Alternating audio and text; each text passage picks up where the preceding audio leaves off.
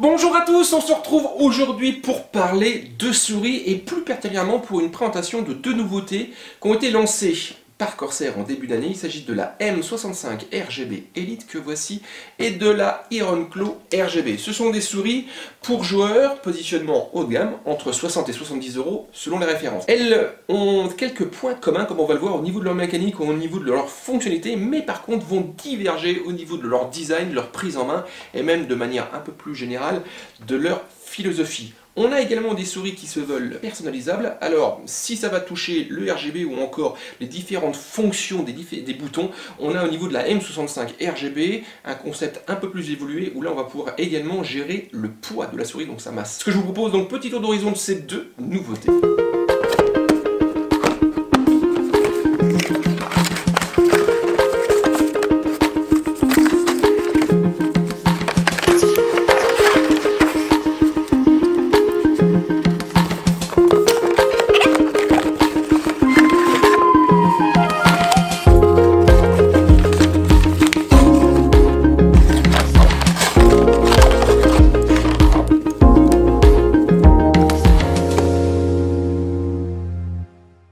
Corsair a donc profité du début de l'année pour renouveler une partie de sa gamme de souris gaming avec l'arrivée de ces deux nouvelles références. Alors comme je vous le disais en introduction, on va avoir des souris, et là on le voit bien lorsqu'on les met l'une à côté de l'autre, qui vont proposer un design différent et donc du coup une prise en main totalement différente, mais elles vont quand même partager un ADN commun. Alors ça va toucher à plusieurs petites choses, je vais essayer de résumer. Clairement on retrouve deux souris avec un capteur optique dans les deux cas capable de monter jusqu'à du 18 000 dpi.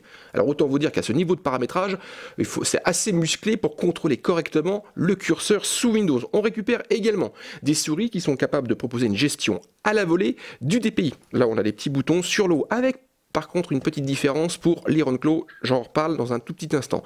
On retrouve un ensemble de boutons programmables dans les deux cas. Alors 8 pour la M65 et 7 pour sa petite sœur. On retrouve également un RGB personnalisable en effet et en couleur. Ça va concerner plusieurs petites choses. Le petit logo que vous avez à l'arrière et au niveau de la molette. Par contre, il est très discret au niveau de l'Ironclaw RGB. On récupère deux souris filaires. Alors là, on retrouve une bonne finition avec un câble mesurant 1,8 m. Il est tressé et on retrouve également une connectique USB 2.0. Donc là, c'est assez classique. Donc ces souris vont s'adresser aux joueurs avec ici une souris principalement axée sur le FPS et ici un modèle un peu pluriel permettant de jouer également à d'autres types de jeux. Enfin, les deux sont capables de jouer dans différents types de jeux. Par contre, celle-ci est conseillée un peu plus pour le MOBA. On va retrouver, donc je vais peut-être parler de la M65. Donc ici, on va retrouver une finition un petit peu plus poussée que sur la Ironclaw. Alors pourquoi? Puisque ici, on a quand même une souris principalement en mariant différents matériaux du plastique avec du soft touch sur le haut ou encore un revêtement très rugueux, très marqué au niveau latéral. On va avoir ici une souris un peu plus discrète au niveau du revêtement, mais il est très rugueux quand même au niveau latéral, droite et gauche. Pareil, du soft touch sur le haut. Par contre, on récupère un corps ici entièrement en aluminium et la personnalisation est un peu plus poussée puisque là on récupère également un petit système de poids pour gérer donc sa masse. Donc là il faut avoir par contre un tournevis ou alors utiliser une petite pièce de monnaie. Donc là c'est forcément des plus simples pour pouvoir paramétrer, enfin jouer sur ce paramètre. On récupère également dans les deux cas donc des switches Omron qui sont annoncés pour une garantie de vie de 50 millions de clics. Donc là vraiment de quoi faire.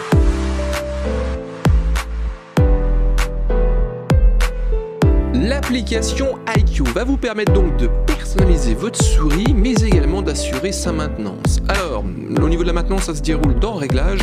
Là, on peut vérifier donc l'existence ou non d'un nouveau micro-logiciel, de gérer le taux de transfert, donc de paramétrer selon vos souhaits, ou encore de gérer la luminosité du RGB.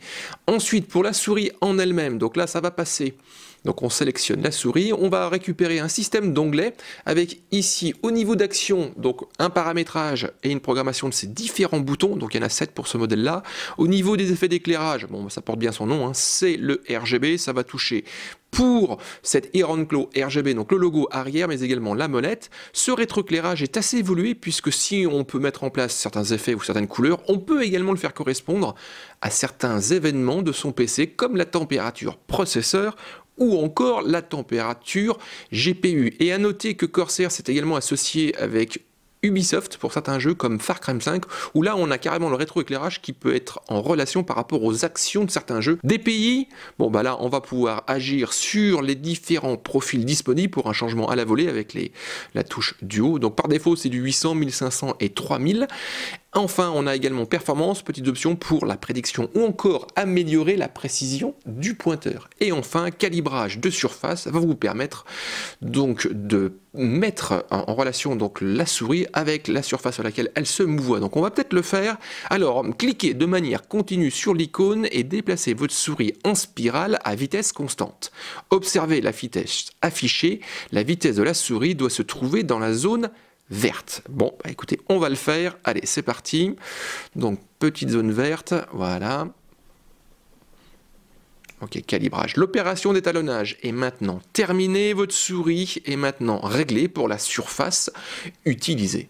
Concernant donc leur design, j'en parlais tout à l'heure, on a donc des formes très différentes. Alors sur la M65, on est quand même sur un bilan très profilé, très sport, très bas, avec une hauteur ne dépassant à peine les 40 mm, tandis que sur l'Iron Glow RGB, alors là on a une souris plutôt massive qui va s'adresser aux grandes mains avec un corps très courbé et surtout très bombé. Donc du coup sur ce modèle-là, on va parler d'une prise en main de type palm grip. Alors qu'est-ce que ça veut dire? Tout simplement, c'est que la main de manière naturelle va reposer entièrement sur la souris. Donc la paume va toucher carrément le logo et on va avoir des doigts qui vont être posés au niveau des différents boutons. Et en particulier avec un pouce un peu surélevé, ce qui limite les phénomènes de glisse lorsqu'on est en train de jouer. Donc du coup, comme c'est un petit peu mon cas d'avoir une grande main, c'est une souris que j'apprécie assez bien. Par contre, au niveau de la M65, c'est totalement différent. Alors je vais vous montrer, voilà. Donc, je vais la mettre comme ceci. Si là je la prends en main, vous voyez avec ma main, ce qui va se passer, c'est qu'en fin de compte, je vais juste avec ma paume à peine toucher le dos de la souris et je vais être obligé de casser mes doigts pour pouvoir accéder correctement à ces différents boutons et même à ce fameux bouton sniper qui la caractérise. J'en reparle dans 30 petites secondes. Donc ici, on va parler non pas de palm grip au niveau de la prise en main, mais de claw grip. Au niveau de l'équipement, alors on va avoir deux souris assez proches. Au total, on a 8 boutons pour la M65 RGB et 7 boutons pour la Iron Glow RGB. La petite différence, c'est ce fameux bouton sniper que vous aurez au niveau du pouce par rapport à la M65, d'où son positionnement vraiment pour le FPS. Alors ce petit bouton va vous permettre simplement de faire plonger le DPI et donc d'améliorer la précision du tir pour surtout pas louper votre ennemi. Donc 8, 7, alors le classique droite-gauche, bien sûr dans les deux cas, on retrouve une molette cliquable et des boutons latéraux. Alors par défaut, c'est page suivante, page précédente.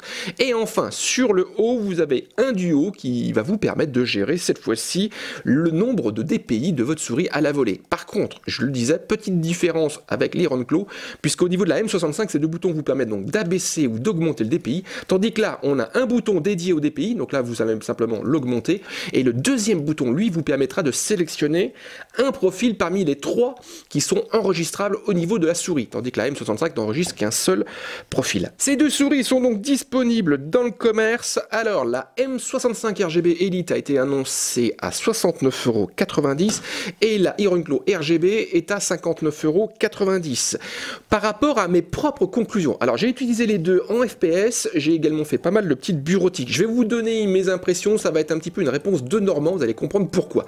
Si je parle d'ergonomie, vu que j'ai des grandes mains, alors là, l'Iron Glow RGB me va vraiment très bien, aussi bien pour jouer qu'au niveau de Windows. J'ai un pouce qui tombe bien, qui a accès à ces deux boutons latéraux et surtout qui ne vient absolument pas frotter au niveau du tapis. Par contre, en FPS, la M65 RGB Elite propose ici un bilan au-dessus avec des fonctionnalités un peu plus évoluées, en particulier avec donc son système de poids qui est gérable et surtout ce fameux bouton latéral. Et en plus, vu qu'elle est un petit peu plus compacte avec un poids conséquent, elle propose une densité à mes yeux et qui est plus agréable en jeu. Donc du coup, moi, en situation critique, lorsque je suis en train de jouer, je suis vraiment plus réactif avec cette souris là. Mais par contre, attention, comme je le disais, vous allez travailler ici avec des doigts cassés. Au niveau donc de la chaîne, moi je vous dis à très bientôt. Si vous avez aimé, n'hésitez surtout pas, laissez un petit pouce en l'air, partagez, et au niveau des commentaires, vous pouvez également partager vos propres impressions si vous avez craqué pour l'un de ces deux modèles. Comme d'habitude, je vous mets également des liens directement si vous êtes intéressé donc par ces deux nouveautés Corsair. Bonjour à tous, on se retrouve, bonjour à tous, bonjour.